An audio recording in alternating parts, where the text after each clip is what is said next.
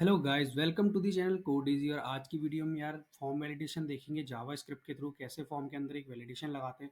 तो मैंने ये रजिस्ट्रेशन फॉर्म बनाया हुआ है।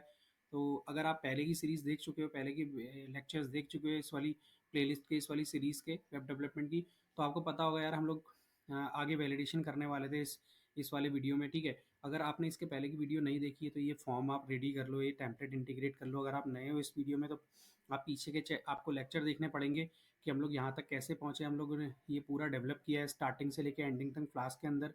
ठीक है, तो आज फॉर्म वैलिडेशन हम स्टार्ट करेंगे। तो मैंने ऑलरेडी फॉर्म के अंदर वैलिडेशन लगाया हुआ है, कुछ एक आध गलतियाँ वो भी मैं ठीक करूँगा। ठीक है, तो मैंने पहले से थोड़ा बहुत कोड कर दिया है ताकि यार वीडियो लंबी ना हो और इसके लिए। ठीक है, तो हम स्टार्ट करते हैं इस चीज़ को। तो जैसे मैं फॉर्म वैलिडेशन क्यों ज़रूरी होता है ये मैं आपको एक बार बता देता हूँ। जैसे मेरा ये फॉर्म है, ठीक है, इसके अंदर क्या है कि जैसे ही आप बटन को प्रेस करोगे और आपने कुछ भी एंट्री नहीं डाली इसके अंदर, तो ये क्या हो जाएगा, सबमिट हो जाएगा आपका फॉर्म। तो सबमिट होगा तो क्या होगा, कोई भी एंट्री जा नहीं रही है। तो इस तरह के फॉर्म को सबमिट हमें नहीं करना चाहिए, हमें एक बार वैलिडेट करना चाहिए फॉर्म को कि फॉर्म के अंदर प्रॉपर जो भी हमें फील्ड मैंडेटरी है वो भरे होने। जैसे अगर आए कोई बंदा आके रजिस्ट्रेशन कर रहा है आपकी वेबसाइट पे, तो उसका नेम आपको ज़रूरी है। ठीक है, लास्ट नेम किसी यूज़र का होता है, किसी का नहीं होता है, तो इसमें हम लोग क्या करेंगे, मैंडेटरी की वैलिडेशन नहीं लगाएंगे। फिर ईमेल आईडी भी हमें चाहिए होती है, क्योंकि अगर वो लॉगिन करेगा रजिस्ट्रेशन के बाद तो उसको ईमेल आईडी चाहिए होगा और पासवर्ड चाहिए होगा।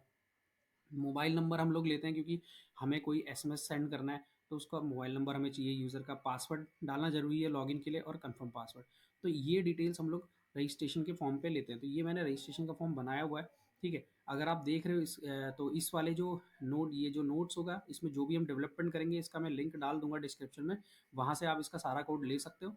ठीक है, और मेरी रेपोजिटरी को भी फॉक कर सकते हो, वहाँ से पूरा का पूरा आपको कोड मिल जाएगा यहाँ तक का सारा जो भी काम किया। तो चलो यार स्टार्ट करते कोड करना अब। ठीक है, तो मैंने क्या करना है, सबसे पहले क्या करना है, जब भी आपको इस तरह का आपके पास फॉर्म है, तो मेरा जो फॉर्म का पेज है वो कौन सा पेज है वो मैं खोल लेता हूँ एक बार। ठीक है, एचटीएमएल पेज खोल लेता हूँ अपना। तो फ्लास्क के अंदर जो एचटीएमएल पेज बनते हैं वो हमारे टेम्पलेट फोल्डर के अंदर बनते हैं। तो ये मेरा टेम्पलेट फोल्डर है, इसके अंदर मैंने एक साइन अप डॉट एचटीएमएल का पेज बनाया हुआ है। ठीक है, इस तरह से ये मेरा साइन अप का पेज है। देखो, स्टार्टिंग में हमने कैसे किया था, extend layout base dot HTML, उसके बाद मैंने क्या करा था, ब्लॉक कंटेंट ऐड किया था, उसके अंदर मैंने डिज़ाइन पेस्ट कर दिया था, तो साइन अप का इस तरह से डिज़ाइन आ गया। उसके बाद मैंने कुछ चेंजेस किए हैं फॉर्म के अंदर। देखो फॉर्म इस तरह से बनता है, मतलब इनपुट फील्ड के ऊपर अगर हम एक फॉर्म टैग लगा देते हैं तो वो एक हमारा फॉर्म बन जाता है। और फॉर्म की प्रॉपर्टी क्या होती है कि अगर इस फॉर्म के अंदर कोई भी एक बटन बना दोगे और उसको प्रेस करोगे तो ये फॉर्म क्या होगा, सबमिट हो जाएगा ऑटोमेटिकली। और किस यूआरएल पे सबमिट होगा, ठीक है, अगर आप यहाँ पे एक्शन के अंदर कोई यूआरएल दोगे, ये जैसे मैंने एक्शन लिखा है यहाँ पे, इसके अंदर मैंने अगर इस तरह से लेके कोई यूआरएल दे दिया, या मैंने सबमिट हैंडलर करके कोई मैंने यूआरएल दे दिया, तो इस वाले पर्टिकुलर यूआरएल पे ये सबमिट हो जाएगा। अगर आप कोई भी यूआरएल नहीं दोगे यहाँ पे, ठीक है, तो ये कौन सी यूआरएल पे सबमिट होगा, जिस पेज पे ये फॉर्म खुल रहा है। तो ये फॉर्म खुल रहा है साइन अप के पेज पे, तो इसी पेज पे सबमिट भी हो जाएगा ये। तो यानी कि जो साइन अप का हमने हैंडलर बनाया था, ठीक है, साइन अप का हैंडलर कहाँ पे होगा, मेरा अकाउंट डॉट पाई के अंदर मैंने जो साइन अप का हैंडलर बनाया था, इसी पे क्या हो जाएगा, गेट और पोस्ट दोनों रिक्वेस्ट जाएंगी। ठीक है, यानी कि ये क्या करेगा, रेंडर भी करेगा साइन अप के पेज को, और जब आप फॉर्म को सबमिट करोगे तो वो भी ये एक्सेप्ट करेगा फॉर्म के सबमिट को। ठीक है, तो दोनों चीज़ें इसके अंदर होने वाली है। तो हम क्या करेंगे, यहाँ पे एक्शन नहीं लगाएंगे। सबसे पहले क्या करना है, अगर आपका फॉर्म इस तरह से रेडी नहीं है तो फॉर्म बना लो, उसकी एक आईडी दे दो, पर्टिकुलर आईडी, जिससे कि वो फॉर्म यूनिकली आइडेंटिफाई किया जाएगा। ठीक है, आपकी वेबसाइट पे 10-12 फॉर्म हो सकते हैं, तो हर फॉर्म की आईडी अलग होनी चाहिए, तभी हम उस पर्टिकुलर फॉर्म पे हम वैलिडेशन कर पाएंगे। ठीक है, उसके बाद क्या करना है, आपने ये इनपुट फील्ड बनाया मैंने पहले, ये वाला एक, ठीक है, इसके ये फर्स्ट नेम का इनपुट फील्ड है, तो मैंने लेबल बना दिया फर्स्ट नेम, और इसके अंदर मैंने क्लास दिया रिक्वायर फील्ड। ठीक है, रिक्वायर फील्ड की मैंने एक क्लास है, तो इसके ऊपर मैंने एक सीएसएस लिखी है क्लास के अंदर। ठीक है, require field after content asterisk colour red. तो इससे क्या हो रहा है, देखो यहाँ पे जो मैंने एस्टिक बनाया है, ये मैंडेटरी को शो करने के लिए कि ये फील्ड मैंडेटरी है। जैसे यूजर आए इस पेज पे तो उसे पता चलना चाहिए कि कौन कौन से फील्ड मैंडेटरी है। तो first name, email, password, mobile और कंफर्म पासवर्ड ये मैंडेटरी है। और फर्स्ट नेम क्या है, हमारा लेबल है, लेबल के अंदर मैंने क्लास के लिए रिक्वायर फील्ड, और रिक्वायर फील्ड की सीएसएस ये मैंने लिखी है। ठीक है, और स्मॉल एक फील्ड है जिसमें हम लोग एरर शो करेंगे अपनी, जब भी कोई प्रेस करेगा बिना कुछ भी एंटर किए। ठीक है, तो यहाँ पे इसके नीचे यहाँ पे एक स्मॉल फील्ड मैंने ऐड किया है, तो उसमें ये एरर शो हो जाएगी। ठीक है, तो स्मॉल फील्ड में जो भी चीज़ें आएंगी वो उसका कलर रेड होगा। ठीक है, बॉर्डर कलर रेड होगा, ये मैंने डाल दिया। अब नीचे आते हैं, ये देखो यहाँ पे मैंने इनपुट फ़ील्ड बना रखा है, इनपुट फर्स्ट नेम, इन इसकी आईडी दे रखी है, आईडी देनी है अपने इनपुट फ़ील्ड को, टाइप टेक्स्ट बना रखा है, प्लेस होल्डर फर्स्ट नेम बना रखा है। देखो प्लेस होल्डर इस तरीके से, प्लेस होल्डर देखो फर्स्ट नेम, लास्ट नेम ये सब प्लेस होल्डर है। इस पे कुछ भी टाइप करोगे आप, जैसे मैंने टाइप करा ऐसे ये डी टाइप करा तो ऑटोमेटिकली प्लेस होल्डर हट जाता है। तो ये यूज़र को बताने के लिए होता है कि यहाँ पे क्या टाइप करना है। बेसिकली ये थोड़ा-सा अच्छा भी लगता है, ठीक है फॉर्म। तो ये चीज़ होगी, मेरा प्लेस होल्डर हो गया यहाँ पे, ये जो मैंने लगाया हुआ है। टाइप हो गया टेक्स्ट, तो ये टेक्स्ट बॉक्स है तो इसका टाइप टेक्स्ट होगा, ठीक है। क्लास मैंने लगा रखी है, ये बूटस्ट्रैप की क्लास है, और आईडी मैंने दे दी इसको फर्स्ट नेम। एक फिर नीचे मैंने स्मॉल फील्ड बनाया हुआ है, इसमें एरर में दिखाऊंगा पर्टिकुलर फील्ड में क्या एरर है, वो मैं शो करूंगा जावास्क्रिप्ट के थ्रू। तो स्मॉल फील्ड को ही मैंने क्या दे दिया, आईडी दे दी है। इसकी आईडी मैंने रखी है फर्स्ट नेम हेल्प, यानी कि इसमें फर्स्ट नेम की जो भी एरर आएगी फर्स्ट नेम के फील्ड में, वो मैं इसके अंदर यहाँ पे शो करूंगा। तो यहाँ पे जो भी मैं जावास्क्रिप्ट करूंगा यहाँ पे शो हो जाएगा वो, ठीक है। अभी इसको हम ब्लैंक कर देते हैं। उसके बाद दूसरा फील्ड बनाया मैंने लास्ट नेम का, ठीक है। सेम ही फील्ड है, लास्ट नेम में हम कोई एरर नहीं दिखाएंगे, इसलिए इसके अंदर मैंने कोई भी स्मॉल फील्ड, ये स्मॉल वाला टैग मैंने लगाया नहीं है, क्योंकि किसी का लास्ट नेम होता है किसी का नहीं होता। उसके बाद तीसरा मेरा फील्ड है ईमेल का। ईमेल के अंदर भी मैंने देखो ये स्मॉल फील्ड लगाया है एरर के लिए, और इसकी आईडी मैंने दे रखी है स्मॉल फील्ड की। उसके बाद मैंने इसका प्लेस होल्डर देखा, टाइप दे रखा है। उसके बाद मैंने क्या करा, मोबाइल नंबर का फील्ड लिया है, इसके अंदर मैंने आईडी मोबाइल दी है, मोबाइल हेल्प दिया हुआ है, वही सेम चीज़ प्लेस होल्डर। फिर पासवर्ड का फील्ड है। पासवर्ड का जो फील्ड का जो टाइप होता है वो होता है पासवर्ड, क्योंकि आप जब भी पासवर्ड टाइप करोगे इस तरह से तो ये दिखना नहीं चाहिए किसी को। जैसे सपोज आपके साथ में कोई बैठा हुआ है और आप पासवर्ड टाइप कर रहे हो अपना, तो वो आपका पासवर्ड देख सकता है, ठीक है। तो इसलिए क्या करा जाता है, इस फील्ड को इस तरह से बनाया जाता है कि पासवर्ड जो भी आप लिख रहे हो वो दिखे ना किसी दूसरे यूज़र को, ठीक है।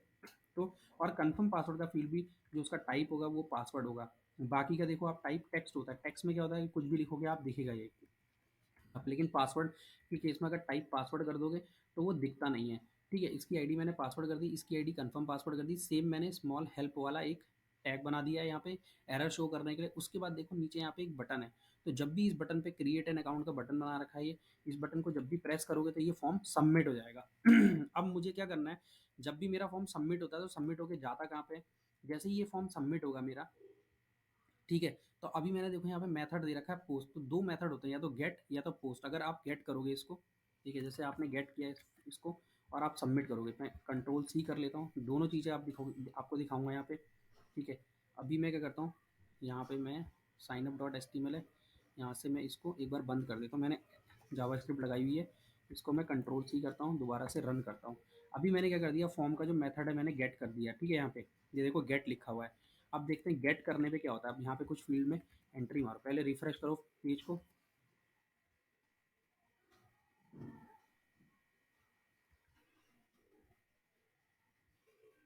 टाइम ले रहा है रिफ्रेश होने में।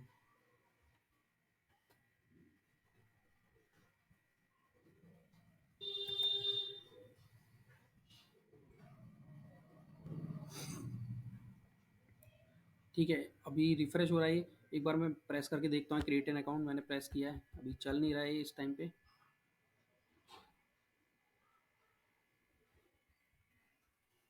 कंट्रोल शिफ्ट आर में प्रेस कर रहा हूँ, लेकिन एक बार दोबारा से इसको एग्जिट कर देता हूँ। यहाँ पे जाके मैं इसको एग्जिट करता हूँ दोबारा से, ठीक है।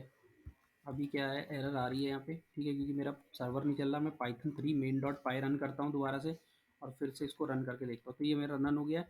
उसके बाद देखो अब यहाँ पे कुछ भी लिखो आप, फर्स्ट नेम में कुछ भी लिखो, लास्ट नेम में कुछ भी लिखो, मोबाइल नंबर में भी कुछ भी डाल दो एंट्री, ठीक है। कंफर्म पासवर्ड में भी कुछ भी डाल दो, पासवर्ड में कुछ भी डाल दो, और ईमेल में कुछ भी डाल दो। अभी वैलिडेशन चल नहीं रही, वैलिडेशन हमने लगाई नहीं है। अब करो इसको क्रिएट एन अकाउंट, ठीक है। तो क्रिएट एन अकाउंट आपने जैसे ही किया था, देखो यहाँ पे क्या आ गया, क्वेश्चन मार्क का साइन आ गया यहाँ पे, ठीक है। ये क्वेश्चन मार्क का साइन आ गया यहाँ पे। तो अब क्या होगा, जैसे ही आप गेट रिक्वेस्ट करोगे ना, तो क्या होता है, जो जितनी भी वैल्यूज होती हैं आपकी ना यूआरएल में शो हो जाती हैं, यहाँ पे यूआरएल में शो होगी। अब ये हो क्यों नहीं रही है, क्योंकि हमने अपने किसी भी फील्ड को नेम वाला इनपुट फील्ड, नेम यहाँ पे नेम लिखता हूँ, और यहाँ पे यही वाली चीज़ एंटर कर देता हूँ। मैं एक फील्ड के लिए दिखाता हूँ, ठीक है। यहाँ पे नेम डाल दिया मैंने, ठीक है। यहाँ पे भी मैं क्या करता हूँ, लास्ट नेम के केस में भी यहाँ पे नेम डाल देता हूँ। तो ये क्या होता है, नाम आप दे रहे हो अपने इनपुट फील्ड का, मैंने नेम दे दिया है यहाँ पे, लास्ट नेम दे दिया है। फिर ये ईमेल है, इसको भी एक नेम दे दो। तो मैं आपको क्या दिखाना चाह रहा हूँ कि गेट और पोस्ट में डिफरेंस क्या होता है, वो चीज़ आपको यहाँ पे दिखाऊंगा मैं, ठीक है। यहाँ पे भी क्या करो, इनपुट फील्ड में एक नेम दे दो, इसका नेम है मोबाइल, ठीक है। यहाँ पे भी आप क्या करो, नेम दे दो। इसका नेम क्या है, पासवर्ड है। और इसका नेम क्या है, कंफर्म पासवर्ड है। ठीक है, इसका नेम है, लास्ट मेरा कौन सा बचा है, यहाँ पे कंफर्म पासवर्ड। ठीक है, तो मैं इसको यहाँ पे नेम में कंफर्म पासवर्ड कर देता हूँ। अपने सर्वर को क्या करता हूँ, एग्जिट करता हूँ यहाँ से, फिर पाइथन 3 मेन डॉट पाई को रन करता हूँ और फिर से इसको क्या करता हूँ, रिफ्रेश करता हूँ। ठीक है, मैंने नेम डाल दिया हर किसी में। अब क्या करोगे आप, जैसे माना आपने ये लिखा यहाँ पे। ठीक है, अभी देखो जब मैंने नेम नहीं लिखा था तो क्वेश्चन मार्क आ रहा था। ठीक है, यूआरएल के अंदर। और मैंने कौन सी रिक्वेस्ट, कौन सा मेथड लिया हुआ है, गेट मेथड लिया हुआ है। अब मैं इसको क्या करता हूँ, फॉर्म को सबमिट करता हूँ। जब मैंने फॉर्म को सबमिट किया, देखो ये गेट, जब मैंने गेट यूज़ किया है और फॉर्म सबमिट किया है, देखो फर्स्ट नेम में जो मैंने वैल्यू डाल दी, लास्ट नेम, मोबाइल, पासवर्ड, सब क्या है मेरे को यूआरएल पे दिखने लग गया। तो क्या होता है, जब भी आप फॉर्म को पोस्ट करते हो, ठीक है, अपने फॉर्म को पोस्ट करो, यानी कि अपने डेटा को किसी को भेज रहे हो, तो वो यूआरएल में नहीं शो होना चाहिए। ठीक है, क्योंकि ये क्या है, अकाउंट से रिलेटेड चीज़ें हैं, ये सिक्योर होनी चाहिए आपकी। तो इनको क्या करते हैं हम लोग, अपने यूआरएल में कभी नहीं भेजते। तो ऐसे टाइम पे क्या करते हैं, गेट रिक्वेस्ट कब यूज़ होती है, जब कोई डेटा आप सर्वर से ले रहे हो, यानी कि पाइथन से आप कोई डेटा लोगे एचटीएमएल में, तो यहाँ से आप गेट रिक्वेस्ट करोगे। ठीक है, जैसे कि मैंने ये पेज दिखाया, तो इसमें क्या है, गेट रिक्वेस्ट जा रही है इस टाइम पे, जब मैंने पेज को रिफ्रेश किया था। ठीक है, जैसे माना ये, तो गेट, ये होती है गेट रिक्वेस्ट। गेट रिक्वेस्ट कोई ज़रूरी नहीं कि फॉर्म के अंदर ही हम बोलते हैं, ये भी एक गेट रिक्वेस्ट है। ठीक है, यहाँ पे कोई फॉर्म सबमिट नहीं हो रहा, बट ये गेट रिक्वेस्ट है। फॉर्म के केस में भी दो तरह की रिक्वेस्ट होती है, गेट और पोस्ट। यहाँ पे मैंने गेट लिया था। अब मैं क्या कर देता हूँ, इस रिक्वेस्ट को पोस्ट रिक्वेस्ट कर देता हूँ। और अब देखते हैं कि क्या चेंज आता है। अभी यूआरएल में जा रही थी चीज़ें। ठीक है, अब जब मैंने इसको पोस्ट कर दिया, एक बार मैं रिफ्रेश करता हूँ इस वाले पेज को और दोबारा से वैल्यूज़ डालता हूँ। मैं सारी वैल्यू नहीं डालूंगा, दो तीन वैल्यू डाल के दिखाता हूँ आपको यहाँ पे। ठीक है, अब मैं क्या करता हूँ, क्रिएट एन अकाउंट कर देता हूँ। तो देखो यहाँ पे क्या है, इंटरनल सर्वर एरर आ गई। कुछ एरर आ रही है जो हम हैंडल करेंगे बाद में, लेकिन क्या है, देखो यूआरएल में कोई भी वैल्यू नहीं गई है आपके। ठीक है, तो ये डिफरेंस होता है गेट और पोस्ट में। पोस्ट के केस में क्या होता है, यूआरएल में वैल्यू नहीं जाती है। ठीक है, वो नेटवर्क में हिडन होके जाती है वैल्यूज़, पोस्ट के केस में। और गेट के केस में क्या होता है, यूआरएल के अंदर वैल्यूज़ जाती हैं। ठीक है, अब हम इसको पोस्ट ही कर लेते हैं इस वाले मेथड को। उसके बाद क्या है, मैंने नेम जो फील्ड लगाया था, मैं यहाँ से नेम वाले फील्ड को मैं रिमूव कर देता हूँ। ठीक है, कंट्रोल जेड कर देते हैं। मुझे इसकी ज़रूरत नहीं है क्योंकि मैं आईडी पे काम कर रहा हूँ। ठीक है, रुको, एक बार नेम को रहने देते हैं और इसके साथ ही हम चेक करके चलते हैं। ठीक है, मैंने पोस्ट बना लिया, यहाँ पे नेम वगैरह सब डाल लिया और आईडी ज़रूर डिफाइन कर रही है। अब क्या करना है आपको, जावा स्क्रिप्ट की वैलिडेशन के लिए आपको एक जावा स्क्रिप्ट की फाइल चाहिए, जिसमें आप क्या करोगे, कोड लिखोगे वैलिडेशन से रिलेटेड। तो उसका जावा स्क्रिप्ट की फाइल को हम बनाते कहाँ पे, आपका स्टैटिक फोल्डर के अंदर एक जेएस का फोल्डर होगा। ठीक है, अगर आपने पहले की वीडियो में काम किया हुआ है तो जेएस का फोल्डर आपने बनाया होगा। उसके अंदर ही आप क्या करना है, आपको एक साइन अप डॉट जेएस का फाइल क्रिएट करना है। राइट क्लिक करके यहाँ पे राइट क्लिक करो जेएस की, और न्यू फाइल में साइन अप डॉट जेएस की फाइल क्रिएट करो, जैसे ये मैंने बनाई हुई है, साइन अप डॉट जेएस। ठीक है, अब इस वाली फाइल को खोल लेते हैं। इसके अंदर क्या काम करना है वो मैं बताऊंगा। प्रॉपर आप फॉर्म इस तरीके से बना लो, फॉर्म की आईडी दे दो, ये याद रखनी है। इस फॉर्म की आईडी को कॉपी करो यहाँ से, साइन अप डॉट जेएस की फाइल खोलो और सबसे पहली लाइन क्या लिखनी है, form equal to document dot query selector और हैश एक करके। ठीक है, यहाँ पे एक अपने क्या कहता है, फॉर्म का नाम, आईडी लिख देनी है यहाँ पे। ठीक है, तो यहाँ पे क्या हो जाएगा, फॉर्म का ऑब्जेक्ट आ जाएगा। ये भी मैं अभी दिखाता हूँ कैसे। ठीक है, अब आपने साइन अप डॉट जेएस की फाइल बना ली, ये लाइन आपने लिख ली है। ठीक है, अब देखते हैं कि यार ये कंसोल डॉट लॉग क्या होता है। आपका कंसोल डॉट लॉग क्या करता है, आप राइट क्लिक करो अपने ब्राउजर पे, अगर आप क्रोम यूज़ कर रहे हो तो राइट क्लिक करो, इंस्पेक्ट, नीचे एक ऑप्शन आएगा, इंस्पेक्ट पे क्लिक करो। यहाँ पे कंसोल का एक ऑप्शन आएगा, कंसोल पे चले जाओ।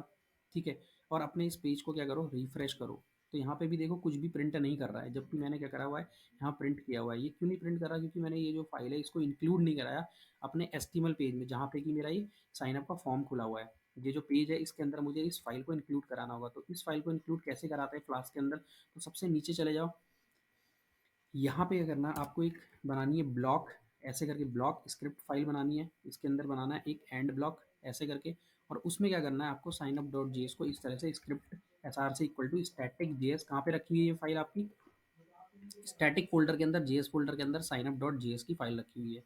ठीक है, अब यही सेम ब्लॉक आपको कहाँ बनाना होगा, ठीक है, यही सेम ब्लॉक बनाना होगा आपको बेस डॉट एचटीएमएल के अंदर। तो लेआउट वाले फोल्डर में चले जाओ, टेम्पलेट के अंदर लेआउट में आओ, लेआउट के अंदर बेस में जाओ, बेस में सबसे लास्ट में आ जाओ, नीचे जहाँ पे बॉडी है, बॉडी के ऊपर जस्ट ये ब्लॉक स्क्रिप्ट फाइल करके ये टैग क्रिएट कर दो और एक एंड ब्लॉक करके एक टैग क्रिएट कर दो। तो जब भी आपका पेज रन होगा तो वो ऑटोमेटिक आपकी जो स्क्रिप्ट है ना, जैसे यहाँ पे हम लोग क्या करते हैं, फुटर में सारी स्क्रिप्ट लिखते हैं। यहाँ पे ये फुटर है आपका, यहाँ पे फुटर इंक्लूड किया था। इसके बाद ये सारी स्क्रिप्ट फाइल थी। अब और भी स्क्रिप्ट फाइल जो भी पेज के अंदर यूज़ कर रहे हैं वो भी यहाँ पे इंक्लूड होनी चाहिए। तो वो इस तरीके से इंक्लूड होगी कि ये ब्लॉक जाके स्क्रिप्ट फाइल का ब्लॉक ढूंढेगा और उस वाली क्या करेगा, यहाँ पे अपनी स्क्रिप्ट फाइल को वो रख देगा। ठीक है, जो भी ये स्क्रिप्ट फाइल आपने यहाँ पे इंक्लूड करी है वो वहाँ पे base dot H T M L में वहाँ इंक्लूड हो जाएगी ऑटोमेटिकली। अब क्या करते हैं, फिर से सर्वर को एग्जिट करते हैं और दोबारा से पाइथन 3 मेन डॉट पाई को रन करते हैं, पेज को रिफ्रेश करते हैं। ठीक है, और फिर अपना इंस्पेक्ट एलिमेंट खोल के देखते हैं कि हमारा कुछ लॉग हो रहा है कि नहीं हो रहा है यहाँ पे। ठीक है, अब देखो यहाँ पे मैंने ये रिफ्रेश किया। ठीक है, देखो यहाँ पे क्या आ रहा है, form registration form dot row. ठीक है, और मैंने जो साइन अप डॉट जीएस के अंदर क्या लिखा था, ये चीज़ लिखी थी और कंसोल डॉट लॉग कराया था ये फॉर्म का वेरिएबल। ठीक है, इसके अंदर क्या है, देखो यहाँ पे पूरा का पूरा एक फॉर्म आ गया होगा।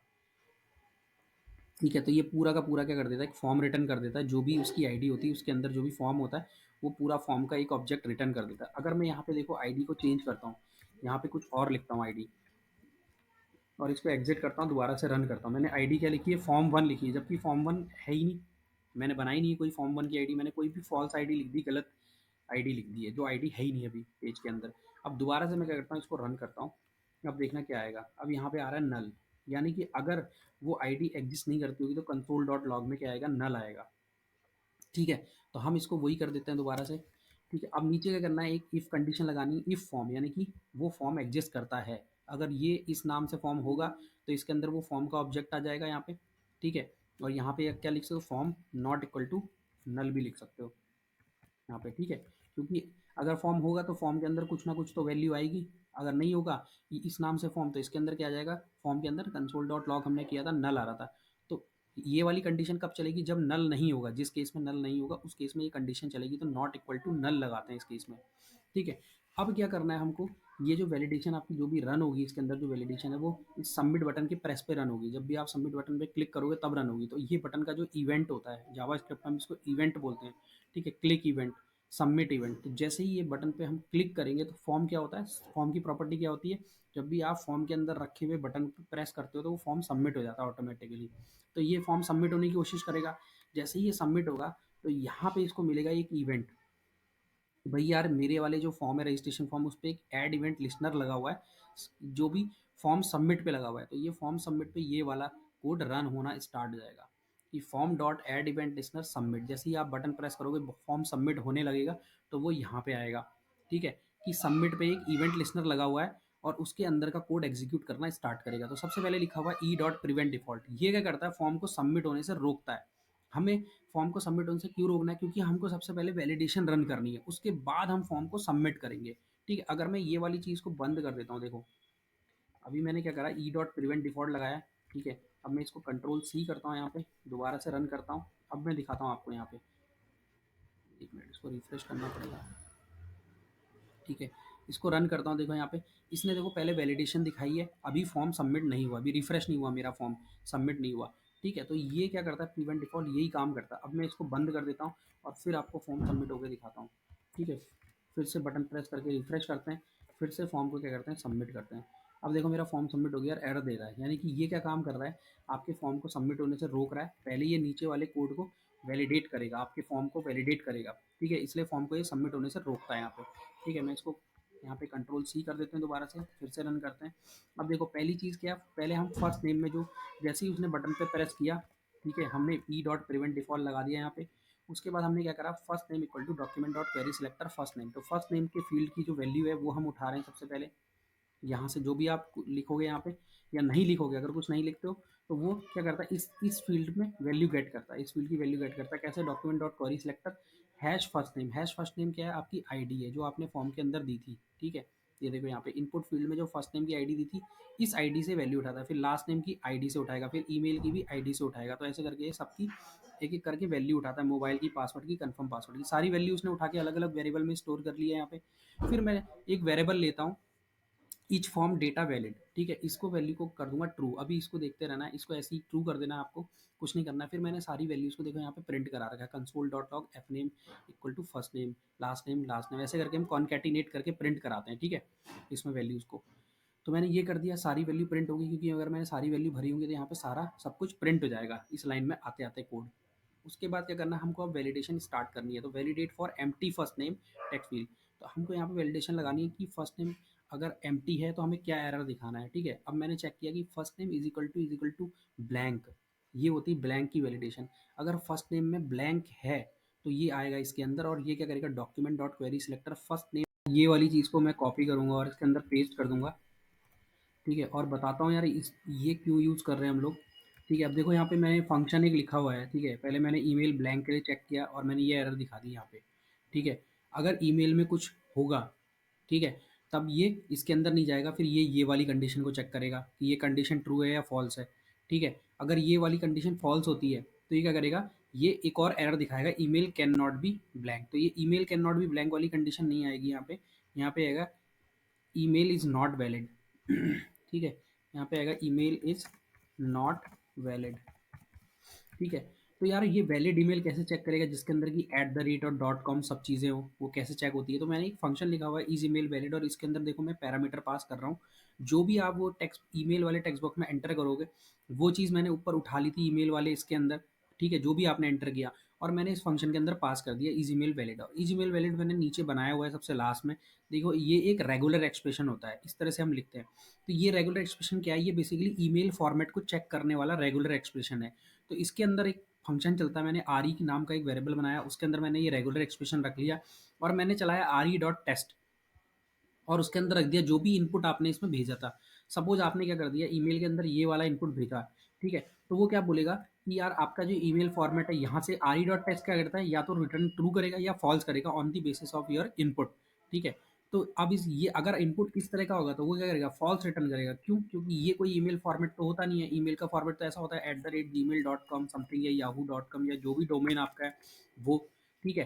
तो उस वो होता है, तो ये इनपुट तो गलत है ईमेल के केस में, ठीक है। तो वो यहाँ से क्या करेगा, आर ई डॉट टेस्ट करेगा और जो भी इनपुट आपने दिया है उसको इसके इस स्ट्रिंग के बेसिस पे, ठीक है। और वो क्या करेगा, यहाँ से फॉल्स रिटर्न करेगा। जैसे ही वो फॉल्स रिटर्न करेगा, हम यहाँ पे देखो चेक लगा रखा है, हमने यहाँ पे चेक लगाया हुआ है कि आपका is valid email equal equal to false होगा, तो ये यहाँ पे दिखा देना है हमको ईमेल इज नॉट वैलिड, ठीक है। सॉरी, यहाँ पे मैंने लगा दिया ईमेल इज नॉट वैलिड।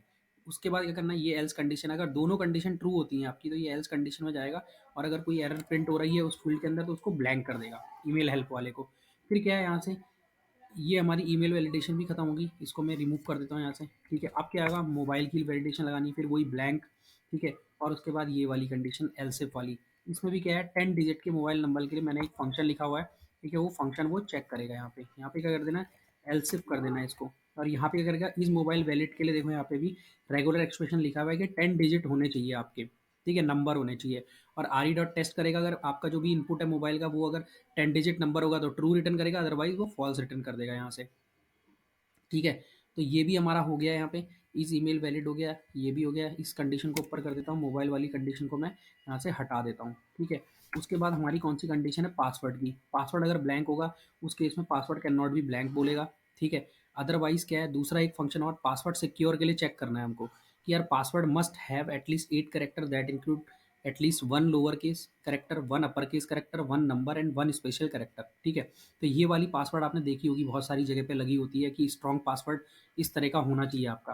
तो इस वाली कंडीशन को भी मैं क्या करता हूँ, यहाँ पे एंटर कर देता हूँ, डबल कंडीशन को यहाँ पे देखो ब्लैंक के लिए चेक हो रहा है, यहाँ पासवर्ड सिक्योर के लिए, इसके लिए भी मैंने क्या करा हुआ है, एक फंक्शन लिखा हुआ है। इस वाली चीज़ को अपने में जरूरत नहीं है, यहाँ से हटा देते हैं, ठीक है। तो पहले कंडीशन चेक होगी ये, अगर ये ट्रू हो गई, बाई चांस अगर पासवर्ड आपका ब्लैंक है तो ये वाली यहाँ से ये वाला मैसेज शो कर देगा, ठीक है, इसके अंदर नहीं आएगा वो। अगर ये वाली ट्रू होगी, यानी कि पासवर्ड के अंदर आपने कुछ लिखा है लेकिन आपका पासवर्ड सिक्योर वाला नहीं है, फिर वो ये चेक करेगा कि इस पासवर्ड सिक्योर है क्या, इस पासवर्ड सिक्योर क्या है, ये देखो रेगुलर एक्सप्रेशन के बेसिस पे चेक करता है, फिर वही आर ई डॉट टेक्स्ट या तो ट्रू रिटर्न करेगा या फॉल्स रिटर्न करेगा, ठीक है। तो यही आपको कॉपी कर लेना है यार, इसमें कोई समझने वाली चीज़ नहीं, रेगुलर एक्सप्रेशन बहुत बड़े होते हैं, इसको समझने में बहुत टाइम लग जाता है, ठीक है। तो आपको सीधे कॉपी पेस्ट कर लेना है ये वाली चीज़ को। अब ये कन्फर्म पासवर्ड को चेक करेगा, confirm password equal to blank है तो वो ब्लैंक वाली एरर दे देगा। फिर कन्फर्म पासवर्ड हमारा क्या होना चाहिए, जो पासवर्ड और कन्फर्म पासवर्ड का फील्ड होता है वो दोनों में सेम इनपुट होना चाहिए। ये हम कन्फर्म करने के लिए लिखते हैं कि यूज़र ने सही पासवर्ड लिखा है अपने पासवर्ड फील्ड के अंदर ही, उसको याद है ये पासवर्ड, तो हम दोनों तो दोनों की वैल्यूज़ को मैच करना चाहिए। तो ये पहले तो हम चेक करेंगे क्या कि कन्फर्म पासवर्ड के अंदर ब्लैंक तो नहीं है, ठीक है। अगर ब्लैंक होगा तो ब्लैंक वाली एरर दिखा देगा। अदरवाइज फिर दूसरा हम चेक करेंगे कन्फर्म पासवर्ड और पासवर्ड फील्ड की जो वैल्यू हमने उठाई है वो दोनों नॉट इक्वल इक्वल टू है क्या, मतलब दोनों अगर अलग अलग है तो फिर ये वाली एरर दिखाएगा कि आपका दोनों चीज़ें सेम होनी चाहिए। यहाँ पे हम क्या कर देंगे, इस वाले को एलसिफ में ऐड कर देंगे, जो हमने इफ में लगाया था, ठीक है। इसे हमने एलसिफ में ऐड कर दिया, और अगर दोनों कंडीशन नहीं चलेगी तो ये यहाँ ये वाली कंडीशन चलेगी कि टेक्स्ट कंटेंट के अंदर ब्लैंक कर देगा। यानी उसके बाद देखो यार, मेरा पासवर्ड और कंफर्म पासवर्ड वाला भी मैंने यहाँ पे डाल दिया, तो मेरे को इसकी ज़रूरत नहीं है, मैं इसको यहाँ से हटा देता हूँ, ठीक है। इसको मैंने यहाँ से हटा दिया है। अब देखो मैं यहाँ पे क्या चेक कर रहा हूँ, सबसे लास्ट में each form data valid equal to true, जो हम इनपुट लेके चल लेते, ठीक है। उसकी वैल्यू मैं चेक कर रहा हूँ क्या इसकी वैल्यू ट्रू है। अगर इसकी वैल्यू ट्रू है तो मैं अपने फॉर्म को क्या करूँगा, सबमिट कर दूंगा। अब यहाँ पे फाइनली मैंने अपने फॉर्म को सबमिट कर दिया, अगर ये वाली वैल्यू ट्रू है, ठीक है। तो ये वाली वैल्यू हम लेके क्यों चल रहे थे, तो देखो इस वाली वैल्यू की हमें इसलिए ज़रूरत है, जैसे माना यहाँ पे मैं अगर सीधे सीधे फॉर्म सबमिट लिख देता, तो यानी कि अगर कोई भी एरर आती या कुछ भी आती, फॉर्म हमेशा सबमिट हो जाता। तो मुझे उस केस में सबमिट करना है फॉर्म को जब कोई भी एरर नहीं है फॉर्म के अंदर। तो वो वाली कंडीशन कौन सी है, देखो अगर ये 3 केस हर जगह पे लगे हुए हैं, देखो इफ एक ब्लैंक वाला लगा हुआ है, फिर एक ये वाला केस लगा हुआ है, ऐसा टाइप का केस लगा हुआ है, एल्स इफ, और एक एल्स लगा हुआ है। यानी कि अगर वो एल्स के अंदर आ रहा है तो देखो यहाँ पे मेरा वेरिएबल फॉल्स नहीं हो रहा है, लेकिन इन दोनों केस में से किसी भी एक केस में आएगा तो मेरा वेरिएबल क्या हो जा रहा है, फॉल्स हो जा रहा है। तो यानी कि कहीं न कहीं फॉर्म में एरर है। ऊपर वाले केस में भी देखो, इन दोनों केसेस में देखो एरर फॉल्स हो रहा है, इस केस में देखो कुछ भी नहीं हो रहा, ठीक है। और सबसे पहले इसकी वैल्यू ट्रू है, देखो यहाँ पे सबसे पहले मैंने इसकी वैल्यू को क्या लिया हुआ है, ट्रू लिया हुआ है। देखो अगर वो इन दोनों केसेस में से एक में भी नहीं आया तो उसकी वैल्यू हमेशा क्या रहेगी, ट्रू रहेगी। इस केस में अगर नहीं आया इन दोनों केसेस में तो ट्रू रहेगी, ठीक है। और अगर इसके अंदर आ गया तो इसकी वैल्यू देखो ओवरराइट होकर फॉल्स हो जा रही है, यानी कि फॉर्म में मेरे एरर है। माना ये वाली भी पास हो गई, ईमेल वाले में आया, ईमेल वाला भी हमने सही लिख दिया, ठीक है। और फिर उसके बाद मोबाइल वाला भी हमने सही लिख दिया तो फिर भी ट्रू है, ठीक है। पासवर्ड वाला भी हमने सही लिख दिया तो ट्रू रहेगी उसकी, ठीक है। वो चेंज नहीं होगा, ओवरराइट नहीं होगी वो वेरिएबल। लेकिन बाई चांस आपने कंफर्म पासवर्ड में गलती कर दी, आपका ब्लैंक हो गया कंफर्म पासवर्ड, तो यहाँ आके क्या हो जाएगा, फॉल्स हो जाएगा वो। तो जैसे ही वो नीचे आएगा तो वो देखेगा कि वैलिड की जो वैल्यू है इस फॉर्म डेटा वैलिड की वैल्यू वो तो फॉल्स है, तो वो सबमिट नहीं करेगा अभी फॉर्म को, अभी वो एरर दिखाएगा, ठीक है। अभी हम फॉर्म को सबमिट नहीं करते हैं, यहाँ ऐसे करके हम फॉर्म सबमिट करेंगे। फिर वो चीज़ आगे की है जो हम पाइथन के थ्रू फ्लास्क में लॉगिन कराएंगे, डेटाबेस भी इंटीग्रेट करेंगे, डेटाबेस को भी इंस्टॉल करना है हमें, वो चीज़ें देखनी है, ठीक है। तो अभी मैंने आपको बताया फॉर्म की वैलिडेशन कैसे काम करती है, ठीक है। अब क्या करते हैं, फटाफट से सर्वर को एग्जिट करते हैं और दोबारा से पाइथन 3 मेन डॉट पाई रन करते हैं। मैं इसको क्या करता हूँ, एक बार रिफ्रेश कर लेता हूँ, फिर से क्या करता हूँ, क्रिएट एन अकाउंट वाली, ये देखो हर फील्ड में बढ़िया करके एरर दे रहा है।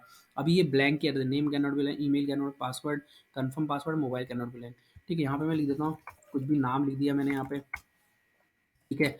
उसके बाद मैं यहाँ पे कुछ भी लिख देता हूँ, हेलो लिख दिया मैंने यहाँ पे, इस पे तो कोई एरर भी नहीं देगा वो वैसे। यहाँ से मैं हटा देता हूँ, मेरा सेकंड नेम में कुछ नहीं, यहाँ पे लिखता हूँ दीपक, ठीक है। यहाँ पे लिखता हूँ मोबाइल में 1 2 3 4 5 6 7 8 9। अभी मैंने एक कैरेक्टर नहीं लिखा हुआ है इसके अंदर, देखते हैं क्या एरर देता है।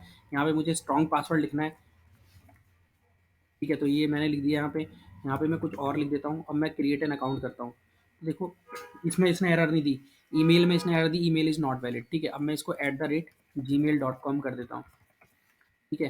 मोबाइल नंबर में बोल रहा है 10 डिजिट, ठीक है। यहाँ पे मैं 0 कर देता हूँ एक और, अब 10 डिजिट हो गई है टोटल, ठीक है। अब पासवर्ड में क्या बोला है, पासवर्ड आपका एटलीस्ट 8 कैरेक्टर रहना चाहिए, अपर केस लोअर केस सब इंक्लूड करके, ठीक है। तो मैंने एक अपर केस लिखा पहले, फिर लोअर केस, फिर मैंने लिखे डिजिट, फिर मैंने लिखा कैरेक्टर, फिर मैंने लिखा सिंबल, फिर मैंने लिखे डिजिट 2, फिर 2 और डिजिट लिख रहा हूँ, ठीक है। ये लिख दिया मैंने। सेम देखो पासवर्ड डज़ नॉट मैच, मैंने अलग पासवर्ड, अब सेम पासवर्ड जो मैंने पासवर्ड फील्ड में लिखा है वही लिखूँगा, ठीक है। अब देखते हैं क्रिएट एन अकाउंट करते हैं, देखो कोई भी एरर नहीं आ रही, बिल्कुल सही हो गया फॉर्म। तो ये थी यार जावास्क्रिप्ट की वैलिडेशन, कैसे हम वैलिडेट करते हैं जावास्क्रिप्ट में, ठीक है, अपने फॉर्म को। तो प्रॉपर वैलिडेशन करके दिखा दी। तो मैंने सिंपल वैलिडेशन करी है अभी जावास्क्रिप्ट के अंदर, क्योंकि आप बिगनर्स हो, ठीक है। अभी आपको जावास्क्रिप्ट का इतना नॉलेज नहीं है, आगे जैसे भी जाएंगे हम और एडवांस वैलिडेशन सीखेंगे जावास्क्रिप्ट के अंदर, ठीक है। आपको सेम चीज़ कहाँ पे करनी है, आपका होमवर्क है, आपको लॉगिन पेज के अंदर साइन इन का भी पेज है, इसके अंदर वैलिडेशन नहीं लगी हुई है, इसके अंदर आपको वैलिडेशन लगानी है, ठीक है। और जो लोग नहीं लगा पाएंगे उनके लिए मैं लगा के इसको पुश कर दूंगा, ठीक है। और आप देख सकते हो अगले वाले लेक्चर में बता दूंगा आपको होमवर्क हो गया डन हो गया, आप देख सकते हो, उस लिंक को मैं डाल दूंगा डिस्क्रिप्शन में। और इस वाले वीडियो, इस वाले जो हमने किया है जो अभी तक काम, ये भी लेक्चर का नोट्स मैं लिंक के डिस्क्रिप्शन में डालूंगा, गिटअप का लिंक डाल दूंगा डिस्क्रिप्शन में, वहाँ से आप जाके देख सकते हो। अगर वीडियो अच्छी लगी हो आपको यार तो प्लीज़ लाइक करना, शेयर करना एंड सब्सक्राइब करना। नेक्स्ट लेक्चर में और भी एडवांस चीज़ें हम करने वाले हैं, ठीक है। हमने वैलिडेशन सीख ली है बेसिक किस तरीके से होती है। तो please thank you so much for watching. चलो यार मिलते हैं नेक्स्ट वीडियो में।